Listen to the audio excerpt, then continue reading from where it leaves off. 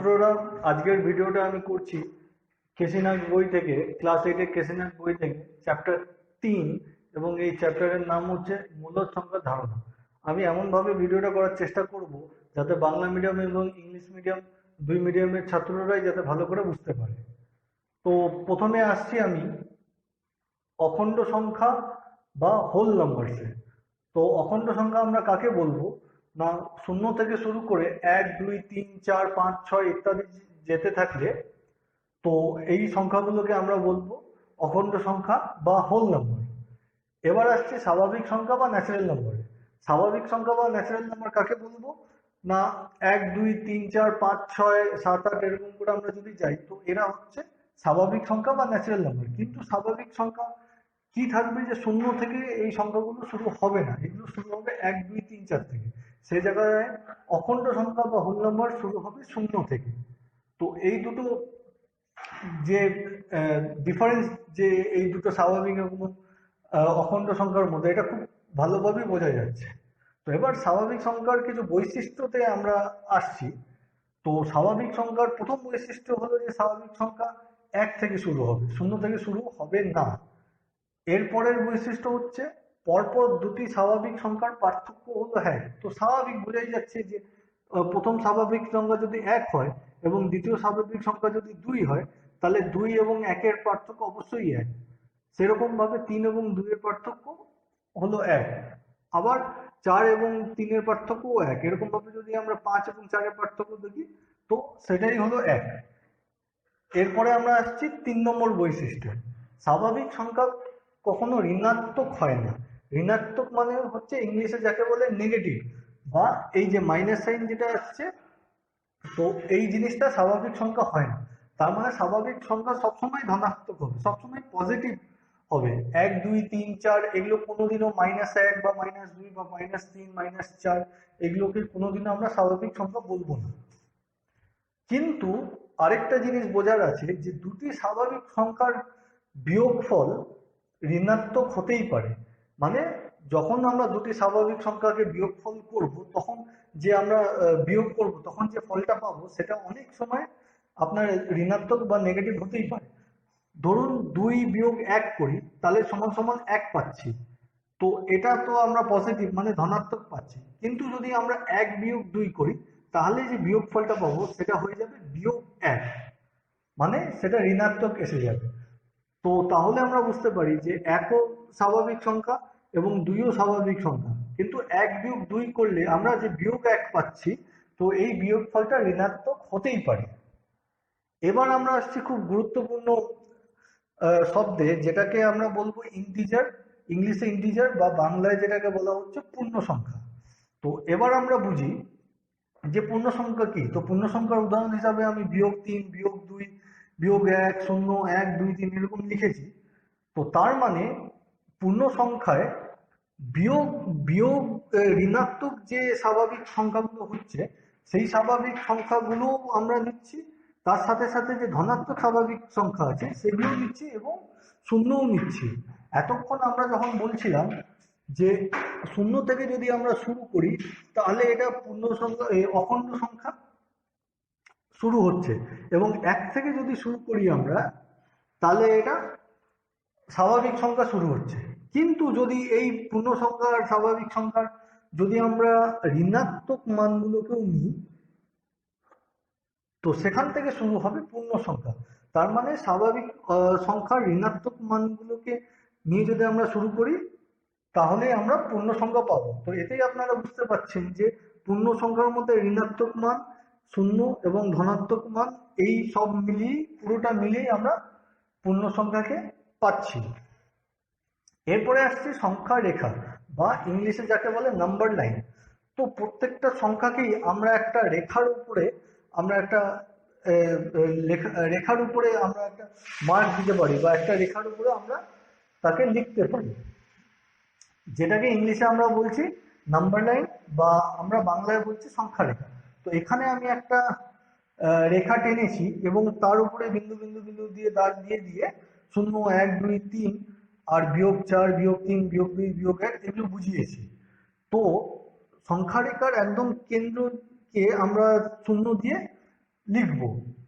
তারপরের সংখ্যা হয়ে যাবে ডান পাশে। যদি এটা ডান পাশে হয় তাহলে 1 2 3 4 দিয়ে শুরু হবে, এবং শূন্য যদি বাম পাশে থাকে তাহলে ওটা ঋণাত্মক ঋণাত্মক হয়ে 1 2 3 4 এরকম করে যাবে। এবং এই সংখ্যা রেখার সব থেকে বৈশিষ্ট্য জিনিস হলো যে শূন্য থেকে 1 যে ভাগ হচ্ছে, যে আমরা রেখার ভাগটা পাচ্ছি, এই ভাগটার সাথে প্রত্যেকটা রেখার ভাগই সমান। মানে শূন্য থেকে একের যতটুকু ভাগ আমরা রেখার পাচ্ছি তার সাথে 1 এবং 2 এর মাঝে যতটুকু রেখার ভাগ পাচ্ছি, এই দুটো ভাগ সমান।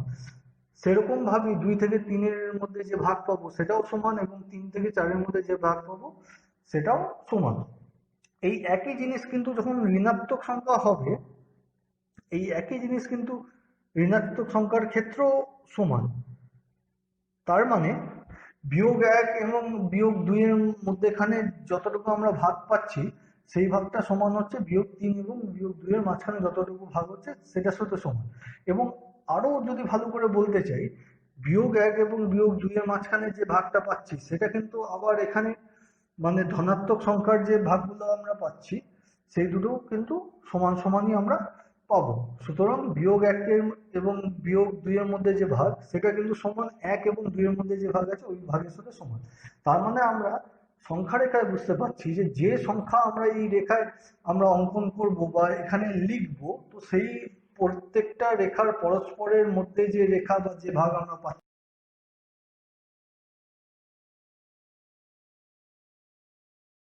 সংখ্যার সংখ্যা রেখার একটা দিকে। তো আমরা জানতে পেরেছি যে ঋণাত্মক সংখ্যাও পূর্ণ সংখ্যা হয় এবং ধনাত্মক সংখ্যাও পূর্ণ সংখ্যা হয়। তো তাহলে সংখ্যা রেখার বাঁদিকে যে ঋণাত্মক সংখ্যাগুলো আছে, ঋণাত্মক পূর্ণ সংখ্যা, তাদের ঋণাত্মক পূর্ণ সংখ্যা বলে, এবং সংখ্যা রেখার ডান দিকে যে সংখ্যাগুলো আছে তাদের ধনাত্মক পূর্ণ সংখ্যা বলে। ইংলিশে negative integer and positive integer. এইবার আমরা আসছি যোগজ বিপরীত অথবা অ্যাডিটিভ ইনভার্স কথাটার উপরে। তো অ্যাডিটিভ ইনভার্স হচ্ছে যে সংখ্যা থাকবে, যদি সে ধনাত্মক পূর্ণ সংখ্যা থাকে তাহলে তার যোগজ বিপরীত অথবা অ্যাডিটিভ ইনভার্স হয়ে যাবে কি তার ঋণাত্মক সংখ্যা। এখানে আছে +10, তো এটা হয়ে যাবে -10।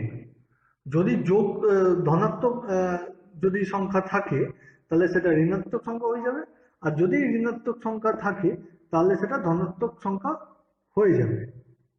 তো এই ব্যাপারটাকে আমরা বলছি যোগজ বিপরীত অথবা অ্যাডিটিভ ইনভার্স। এরপর আমি আসছি চিহ্নের বৈশিষ্ট্য অথবা প্রপার্টিজ অফ সাইনের। তো চিহ্নর যে অঙ্কগুলো থাকে, যোগ চিহ্ন বা বিয়োগ চিহ্ন বা গুণ চিহ্ন বা ভাগ চিহ্ন, তো এই চিহ্ন যখন থাকে তখন তাদের যোগফল, বিয়োগফল, গুণফল, ভাগফল কোনটা কিভাবে হয় সেটার একটা উদাহরণে আমি আসছি। তো এখানে আছে -6 গুণ +5। তো সবসময় মনে রাখা উচিত যে বিয়োগ এবং যোগফলের গুণফল সবসময় বিয়োগ হয়। এখানে যেহেতু বিয়োগের সাথে যোগের গুণফল হচ্ছে, তো সবসময় যে ফল যেটা হয় তো সবসময় সেটা বিয়োগ হয়, এবং কাজ যেটা হবে অবশ্যই কাজটা সবসময় গুণের কাজ হবে। যেরকম 6 গুণ 5 মানে 30 হচ্ছে, কিন্তু এখানে যেহেতু বিয়োগ চিহ্ন আছে আর যোগ চিহ্ন দুটো গুণ হচ্ছে, তো তার ফল সবসময় বিয়োগ হয়, সুতরাং উত্তর হবে -30। এবার এখানে আসছি a plus in bracket -b, এর সাথে বিয়োগ b - b কে যোগ করব। তো এখানে ব্র্যাকেট তুলে দিলে এই যে প্লাস এবং মাইনাস আছে, এই প্লাস এবং মাইনাস মিলে গিয়ে মাইনাস করবে, তো মাইনাসে পরিণত হয়ে যাবে, সুতরাং a - b হবে উত্তর। এবার আমরা আসছি বিয়োগ x গুণ বিয়োগ y। তো এখানে আমরা দেখছি যে বিয়োগের সাথে বিয়োগের গুণ হচ্ছে, তো বিয়োগের সাথে বিয়োগের গুণ সবসময় গুণফল হয়ে যায় যোগ, সুতরাং এটা যোগ হবে। এবং যে কাজটা গুণের কাজ সে কাজটা হবে x এবং y কে গুণ করলে xy হচ্ছে। তো এইবার এই জায়গাটায় একটা আমি উদাহরণ 4 নিচ্ছি এই জন্যে। তো উদাহরণ 4-এ আমরা দেখছি যে -9 এর সাথে -4 কে গুণ করা হচ্ছে। তো 9 এবং 4 কে গুণ করলে 36 হয়, এবং বিয়োগ এবং বিয়োগকে গুণ করলে যোগ হয়, সুতরাং যোগ 36। এরপরে আবার আসছি আমরা যোগ 4-এ। তো এবার যোগ 36-এর সাথে যোগ 4-কে গুণ করব, সুতরাং গুণফল যেটা হবে সেটা 144 হচ্ছে, এবং যোগ এবং যোগের গুণফল সবসময় যোগই হচ্ছে। তো আমার উত্তর হবে যোগ। প্রশ্নমালা 1.2-এর 2 নম্বরে আমি প্রশ্নমালা 1.2 থেকে শুরু করছি, তাহলে কি হবে যে আমরা একটু পূর্বপাঠের পূর্বালোচনাও করতে পারবো, এবং মূলদ সংখ্যার যে ধারণাটা এটা একদম শুরু থেকে জানা যাবে। তো 2 নম্বরে দেখা গেছে যে রামবাবু বাজারে গিয়ে 8 কেজি চাল, 2 কেজি আটা, 1 কেজি মুগ ডাল এবং 2 কেজি আলু কিনলেন, এবং এই সংখ্যাগুলো যেগুলো রামবাবু কিনলেন এগুলোকে সংখ্যার সাহায্যে চিহ্নিত করো। তো আমি এটার একটা ইংলিশ ভার্সন দিয়ে দিলাম যে রামবাবু bought 8 KG rice, 2 KG wheat, 1 KG dal, 2 KG potato, represented in number line। তো আমরা যেহেতু প্রথমেই সংখ্যা রেখার সাহায্যে চিহ্নিত করতে বলেছে, তো আমরা সংখ্যা রেখাটা একবার এঁকে নিই। তো এই সংখ্যা রেখায় আমরা প্রথমেই নিচ্ছি শূন্য। তো এখানে শূন্য নেওয়ার কারণ হচ্ছে কি যে আমরা সবসময় এই যে জিনিসগুলো কেনা হয়েছে, তো এটা কোনো সময় ঋণাত্মক অথবা নেগেটিভ সংখ্যা কোনোদিনও হতে পারে না, তো এটা সবসময় ধনাত্মক জিনিস। তো ধনাত্মক সংখ্যা হবে, তো এই জন্য শুধু আমি শূন্যর ডান পাশের সংখ্যাগুলোকেই আমরা সংখ্যা রেখায় চিহ্নিত করব।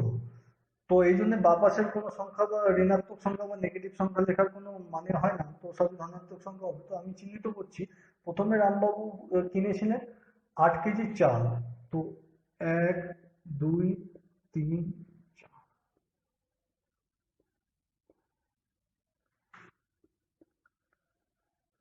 তো এটা খুবই সহজ। তো এটা হলো রামবাবুর 8 কেজি 8 কেজি চাল। তারপরে সংখ্যা হচ্ছে 2 কেজি আটা। তো আরো দুই আমরা নিয়ে নেব।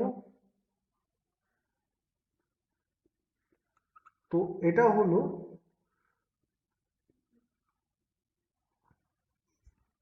2 কেজি আটা। তারপরে রামবাবু কিনলেন 1 কেজি মুগ ডাল।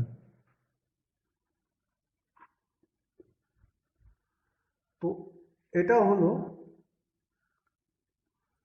1 কেজি মুগ ডাল। তারপরে আরো 2 কেজি উনি আলু কিনলেন।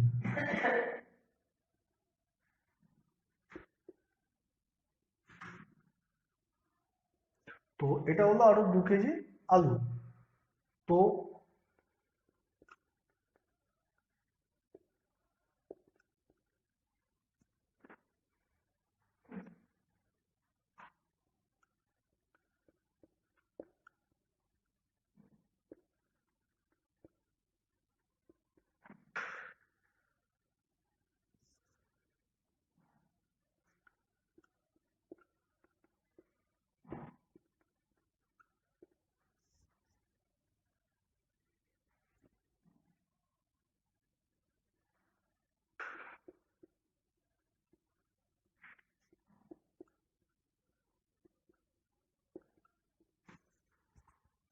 তো এইভাবে আমরা সংখ্যা রেখার দ্বারা এই এই প্রশ্নটাকে চিহ্নিত করব।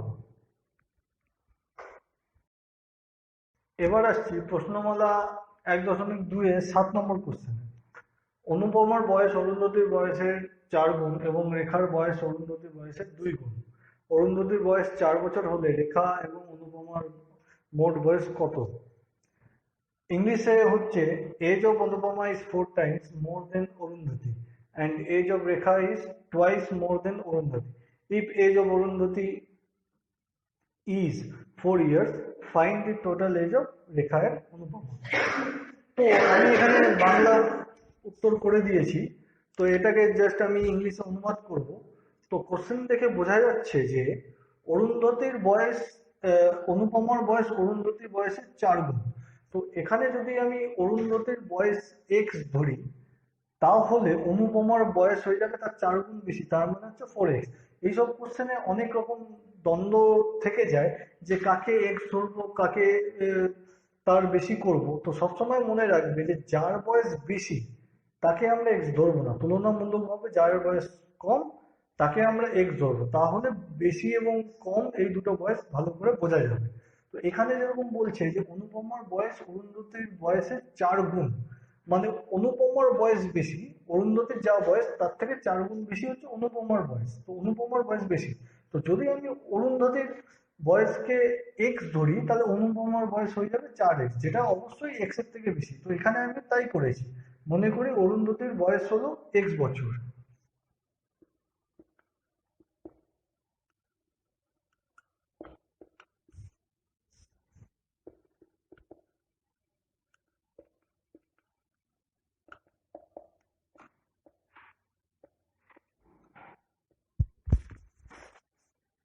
তো তাহলে অনুপমার বয়স হয়ে যাচ্ছে 4x, তো বোঝাই যাচ্ছে যে আহ, অনুপমার বয়স হয়ে যাবে 4x।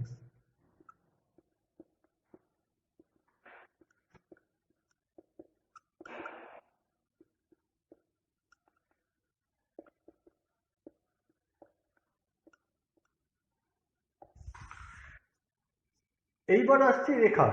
রেখার বয়স অরুন্ধতির বয়সের থেকে দ্বিগুণ।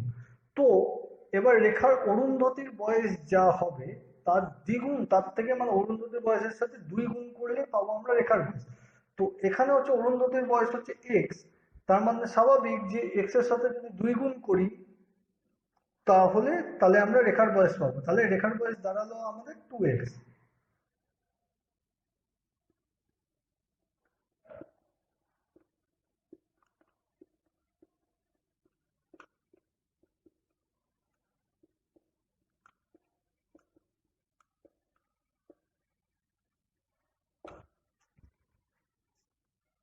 এইবার দেওয়া আছে অরুন্ধতির বয়স হলো 4 বছর। তো কোশ্চেনে দেওয়া আছে যে অরুন্ধতির বয়স হচ্ছে 4 বছর, তার মানে আমরা এখানে অরুন্ধতির বয়স ধরেছিলাম x বছর, কিন্তু কোশ্চেনে দেওয়া আছে 4 বছর, তার মানে x সমান সমান হয়ে যাচ্ছে 4 বছর।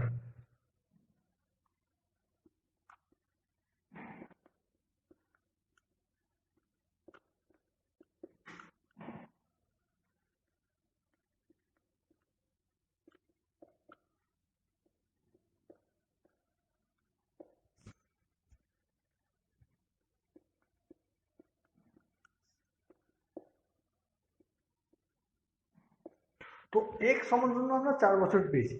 এইবার আমাদের খুঁজতে বলা হচ্ছে রেখা এবং অনুপমার মোট বয়স।